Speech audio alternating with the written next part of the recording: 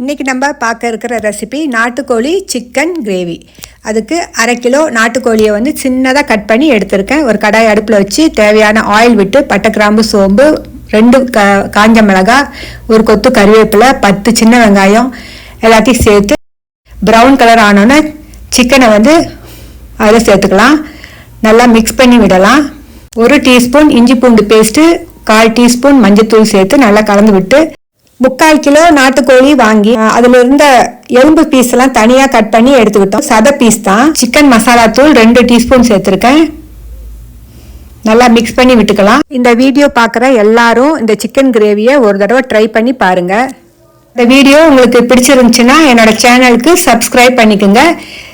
ஒரு 1 லிட்டர் தண்ணிக்கு பக்கமாக சேர்த்துக்கிறேன். இது நாட்டுக்கோழிங்கிறதுனால நான் குக்கரில் வைக்கல, இப்படி டைரெக்டாக தான் வச்சு வேக விட போகிறேன். 1 மணி நேரம் சிக்கன் வெந்துகிட்டு இருக்கக்குள்ள நம்ம இடையிடையே திறந்து செக் பண்ணி பார்த்துக்கலாம். குக்கரில் வேக விடுறத விட இப்படி டைரெக்டாக வேக வைக்கிறது டேஸ்ட் ரொம்ப அதிகமாக இருக்கும். தேவையான உப்பு சேர்த்துக்கலாம். இந்த ஸ்டேஜில் ஒரு பெரிய தக்காளியை ரொம்ப பொடியாக கட் பண்ணி சேர்த்துக்கலாம். அடுப்பை வந்து மீடியத்தில் வச்சு வேக விடலாம்.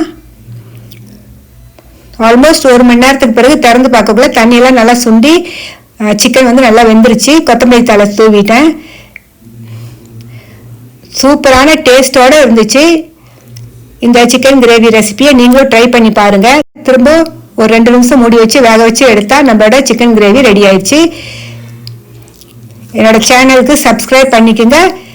மீண்டும் அடுத்த ஒரு நல்ல வீடியோவோடு உங்களை சந்திக்கிறேன். நன்றி.